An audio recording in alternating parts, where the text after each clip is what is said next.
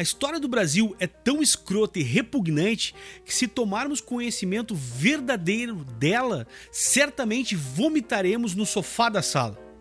Se eu te disser que a substituição da mão de obra escrava africana pela do imigrante europeu aconteceu não por um processo econômico, muito menos por um processo humanitário, que foi muito mais por pressão externa, principalmente da Inglaterra, e ainda mais por um processo de branqueamento da população brasileira, principalmente no sul do Brasil. Mas, ainda que nossas elites e governos desejassem a presença de europeus para trabalhar nas lavouras e logo a seguir nas nascentes fábricas brasileiras, eles exploraram tudo o que podiam dos imigrantes que aqui chegavam em embarcações oriundas das mais diversas partes do planeta.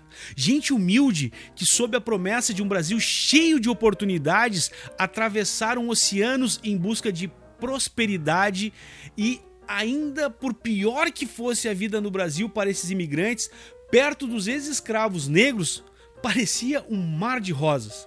Quer saber mais? Fique comigo após a vinheta e aproveite para dar aquele like bacana, se inscrever no canal. Eu já volto, é rapidinho.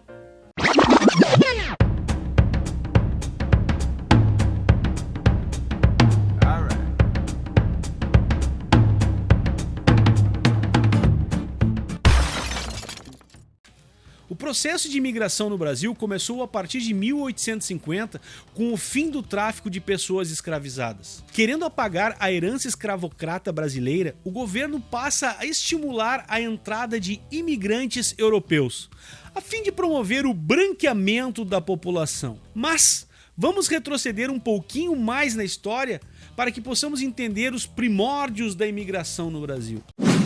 Tudo começou com a abertura dos portos, ocorrida em 1808, que possibilitou a entrada de imigrantes não portugueses ao Brasil. Nesse momento, várias expedições científicas europeias visitam e divulgam a colônia portuguesa na Europa. Também se registra a instalação de profissionais liberais, especialmente no Rio de Janeiro. Mas é com a proibição do tráfico de escravos em 1850 e o desenvolvimento das lavouras de café, somados ao preconceito racial, que estimularam significativamente a entrada de imigrantes europeus no país. É importante destacar que as guerras de unificação na Itália e na Alemanha estimulam ainda mais o êxodo dos cidadãos e cidadãs desses países, os quais acabaram sendo trazidos pelo governo brasileiro para trabalhar principalmente nos cafezais e posteriormente ocupar a região sul do país. Percebam comigo mais ou menos como a coisa funcionava. Uma vez que a imigração europeia no Brasil não foi homogênea para todas as regiões, em São Paulo, por exemplo, observamos a implantação do sistema de parceria, onde o imigrante vinha trabalhar nas fazendas de café. Já no sul do Brasil, a preocupação era povoar as grandes regiões desertas para resguardar a fronteira sul. Por isso, ali é aplicado o sistema de colonato. Calma aí, eu já vou te explicar a diferença entre o sistema de parceria e colonato. Pois no sistema de parceria, os imigrantes que desejavam vir eram contratados pelos proprietários das fazendas. Eles pagavam a passagem de navio, o deslocamento do porto até a fazenda e a hospedagem desse imigrante. Deste modo, chegavam ao destino endividados e sem poder obter a sonhada propriedade da terra. E para piorar, os colonos não podiam abandonar a fazenda enquanto não pagassem o que deviam. Olha que baita falcatrua! Já no sistema de colonato, o qual foi aplicado na segunda fase do processo, a vinda de imigrantes era assumida pelos governos provinciais, que hoje entendemos por governos estaduais. Assim, o imigrante não vinha endividado. Somados a isso, ainda recebia uma remuneração mensal ou anual, e ainda podiam plantar alimentos para sua subsistência, e eram livres para deixar a propriedade caso o desejassem. Esse sistema era bem mais atrativo para os imigrantes, ocasionando, consequentemente, a prosperidade de muitas colônias. Agora, gente, pensemos juntos. E já quero te convidar para assistir o meu vídeo sobre escravidão africana no Brasil. Percebam a diferença de tratamento dado ao recém-chegado imigrante europeu e aos negros que foram escravos por mais de 300 anos. Reflitam profundamente. Por mais dificuldades que passaram os imigrantes europeus, a eles lhes foi dado terras, amparo governamental, ainda que precário. Já aos negros, ex-escravos, restou o racismo e toda sorte de preconceito, exclusão social, polícia e a tentativa de riscar a negritude do mapa do Brasil. Isso explica muita coisa sobre a pobreza, a baixa escolaridade, a criminalização e os piores salários que em pleno século XXI ainda assolam aqueles em que a pele escura escancara sua origem africana. Pense sobre isso e coloque aqui nos comentários sugestões de como podemos mudar essa triste herança da história brasileira. Afinal, em pleno século XXI, temos plena consciência de que, independentemente da cor da pele, somos todos brasileiros com direitos iguais. Portanto, criar oportunidades iguais é um dever do Estado, assim como nós, cidadãos, devemos cumprir com nossos deveres. Fica a dica. Pensem comigo mais um pouquinho. Antes da chegada dos portugueses, o território que hoje chamamos de Brasil já contava com uma população indígena de cerca de 5 milhões de habitantes. Sendo que os africanos que aqui chegaram, por sua vez, foram trazidos de maneira forçada. Sendo assim, quem é imigrante no Brasil? Se apenas os indígenas são os nativos. Para fins de estudos, vamos considerar como imigrante apenas o indivíduo que chegou livre no país. Resumidamente, a coisa aconteceu mais ou menos assim. Os primeiros imigrantes europeus não portugueses a se estabelecerem no Brasil foram os suíços. Imagina o arrependimento que tem os descendentes desses suíços. Podiam estar lá na Suíça com toda aquela coisa linda, os caras vieram pra cá, meu. Eu acho que eu ia odiar meu tataravô, meu bisavô, eu acho que eu ia, cara. Imagina o arrependimento alemão, dos franceses, dos espanhóis. Os caras devem ter se arrependido muito. Se bem que o Brasil, se tu é bem de vida, se tu é rico, se tu é bacana, não é tão ruim assim. Mas por que os suíços vieram pra cá então, gente? Lá estava faltando terras, gente. Cerca de 2.000 pessoas imigraram para o país entre 1818 e 1819 e se tornaram súditas do rei de Portugal. Como a vinda foi negociada com o cantão de Friburgo, a localidade onde eles permaneceram passou a se chamar Nova Friburgo, no Rio de Janeiro. Apesar das condições adversas, a imigração suíça continuou ao largo do século XIX e os colonos foram se estabelecendo pela região serrana do Rio de Janeiro e nos estados de São Paulo, Paraná, Santa Catarina, Espírito Santo e Bahia. Em Santa Catarina, várias famílias suíças povoaram a colônia francisca, atual Joinville, junto com os imigrantes alemães. Devido às más condições de vida e o tratamento de semi-escravidão que recebiam, a imigração em grande quantidade de suíços foi proibida após a década de 1860. Já os alemães, com a unificação aduaneira promovida no Império Alemão e o processo de unificação alemã, muitos camponeses perderam suas terras. Embora já existissem cidadãos de origem alemã no Brasil, o dia 25 de julho de 1824 é considerado o marco da imigração. Nessa data chegaram 39 imigrantes alemães à cidade de São Leopoldo, aqui nós chamamos carinhosamente de São Léo, que, incentivados pelo governo brasileiro, eles se dirigiram especialmente aqui para o sul e a região serrana do Rio de Janeiro, em busca de terras para o cultivo. Ali tentaram reproduzir o estilo de vida de seus antepassados. Por outro lado, o governo imperial esperava que eles ajudassem a defender as fronteiras brasileiras e muitos eram forçados a se alistar no nosso glorioso exército. Assim que desembarcavam, inclusive. Gente, os alemães estão presentes significativamente nos estados do Rio Grande do Sul e de Santa Catarina, principalmente nas cidades de Joinville, Blumenau e Pomerode. A italianada também inicia o seu processo de êxodo a partir das guerras relacionadas à unificação italiana, sob o reinado do rei Vítor Manuel II, em 1870. A partir dessa década, começaram a chegar contingentes de italianos no Brasil, e o fluxo só terminaria com a ascensão do fascismo de Mussolini. Porque fascismo ninguém aguenta, né, gente? Vamos combinar. Se tu não sabe o que é fascismo, assiste o meu vídeo. Nesses tempos sombrios é muito importante saber o que é o fascismo, pois acreditem, o fascismo é fascinante e deixa a gente ignorante e fascinada. E é tão fácil ir adiante e esquecer que a coisa toda tá errada. Né, Humberto? Ah, aqui, esse cara escreveu isso. Ah, e ele deixa as pessoas alucinadas, o fascismo. É verdade. Voltemos à italianada. Desde o fim do tráfico de escravos, estimulava-se a vinda de italianos para o Brasil a fim de substituir os africanos escravizados. O governo brasileiro pagava a passagem dos imigrantes em navios a vapor. Lhes prometia salários e casas, algo que não era cumprido. Que estranho! Estranho, né? O governo brasileiro prometeu um negócio e não cumprir. Muito estranho isso, cara. Me soa esquisito. Geralmente o governo brasileiro, os políticos daqui, eles prometem e cumprem. Não? Nope.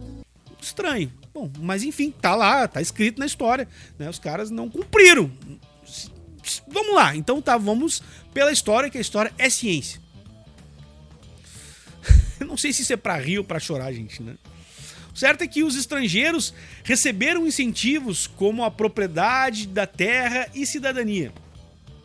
E foi assim então que surgiram na região do sul cidades como Caxias do Sul, Garibaldi e Bento Gonçalves, como fala o pessoal lá italianada dessa região maravilhosa, que faz um vinho maravilhoso, polenta e tudo de bom que a Serra pode lembrar da culinária, da gastronomia, do estilo de vida italiano, que é muito bom, gente. É bom. Não dá pra negar que é bom. Se não conhece a Serra Gaúcha e puder, vai conhecer porque é muito legal.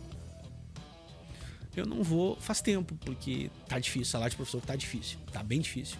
E tem poucos inscritos aqui no YouTube. Ajuda aqui pra eu poder passear. Te inscreve no canal se não é inscrito. Ajuda aí, fortalece o canal. Não é inscrito, te inscreve aí no canal. Deixa um like, comenta aí, pra pelo menos o vídeo circular aí, poder. Ajuda o prof aí. É isso aí. Tem que pedir. Se a galera não se liga, te liga, me ajuda, que eu te ajudo. Me ajuda a te ajudar. Vamos voltar, gente. A presença italiana, então, gente, sente-se especialmente em São Paulo pelos seus aspectos culturais e políticos.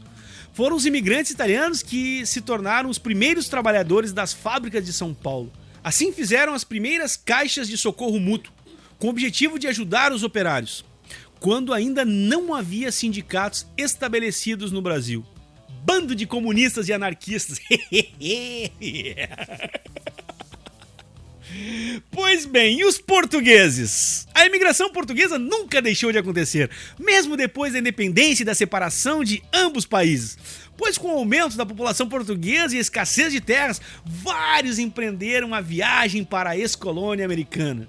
Só que, ao contrário de outros imigrados, a relação com os portugueses era mais fluida, pois alguns vinham, se enriqueciam e voltavam para Portugal, parecido com os seus antepassados no tempo do Brasil colônia. Sim, porque diferentemente, por exemplo, dos colonos ingleses que fundaram os Estados Unidos, a maioria dos portugueses que vieram para cá, porque hoje é o Brasil, quando o Brasil era uma colônia, eles vieram para cá, a ideia era, vou lá, vou ganhar muito dinheiro e volto para a Europa.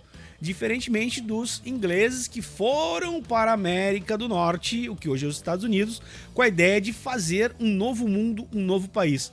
E isso explica um pouco, não tudo, mas um pouco da diferença entre o perfil do cidadão norte-americano e a sua história e o perfil do cidadão brasileiro e a sua história.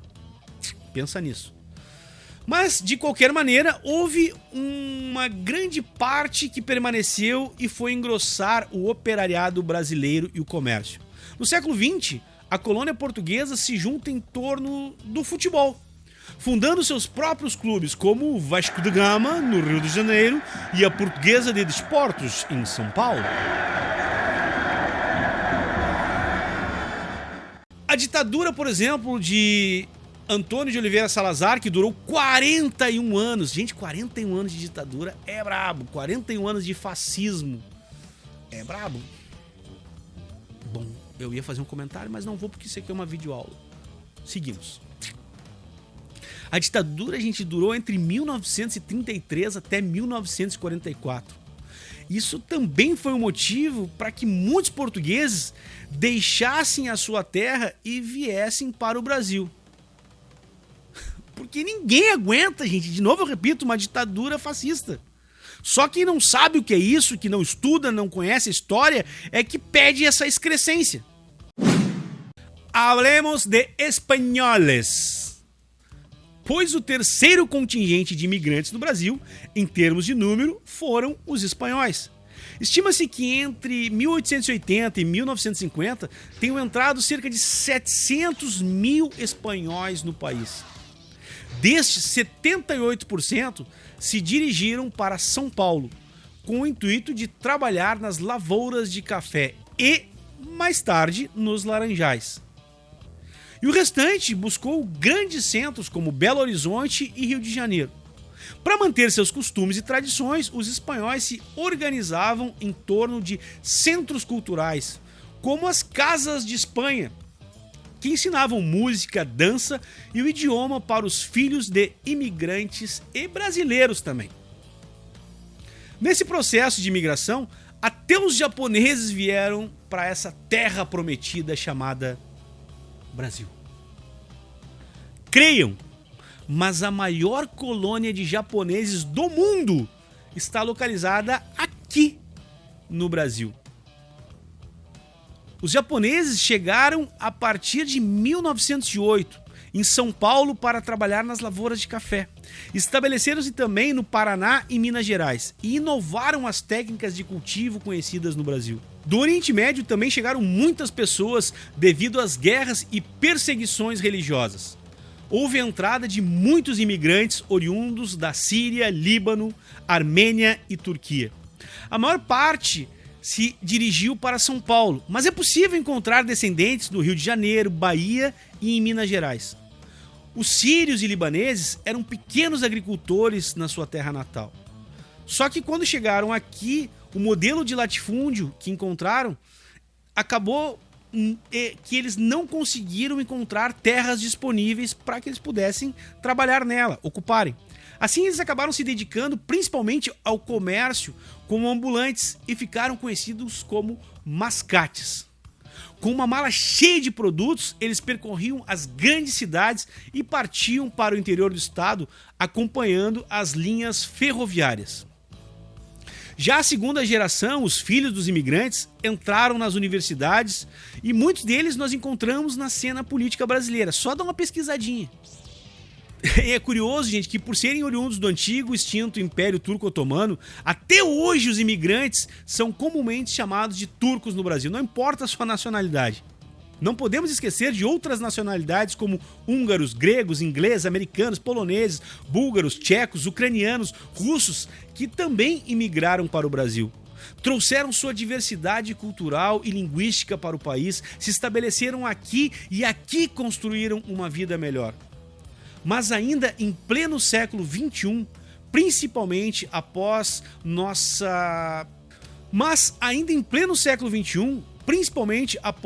nossa relativa estabilidade econômica e política, ou eu poderia dizer nossa estabilidade econômica e política após os anos 2000. O Brasil tornou-se alternativa para cidadãos tanto de países desenvolvidos como subdesenvolvidos. Eventos como a Copa do Mundo de 2014 e as Olimpíadas de 2018 se tornaram um verdadeiro chamariz para a imigração. As principais levas de imigrantes recebidas hoje são de haitianos, bolivianos e refugiados de guerra como sírios, senegaleses e nigerianos. Igualmente, devido à crise na Venezuela, muitos cidadãos desse país estão cruzando a fronteira, especialmente em Roraima. Entre os asiáticos, chineses e coreanos, que vêm para cá com o intuito de abrir comércio e se estabelecerem sobretudo nas cidades, principalmente nas grandes metrópoles. É importante destacar que o Brasil não acolhe todos de maneira legal. Muitos são imigrantes ilegais, ou seja, que vêm para cá sem visto de permanência. E muitos deles sofrem, inclusive, abuso de empregadores, os quais muitas vezes sujeitam essas pessoas ao trabalho análogo à escravidão. Sofrem perseguições de grupos xenofóbicos que criam teorias conspiracionistas e principalmente imigrantes de origem africana ou afro-americana ainda convivem sistematicamente com o racismo estrutural, o qual está impregnado em boa parte da sociedade brasileira. Eu espero de coração que você possa pensar com muito carinho sobre esse assunto. Se tiver alguma dúvida, deixe aqui nos comentários e lembre-se sempre, a construção de um mundo melhor e mais justo passa por mim, por você, pois juntos certamente poderemos fazer um mundo que seja de fato justo e fraterno. E falando em fraternal, desejo aqui o meu fraternal abraço e um beijo no coração. Tchau, tchau, valeu!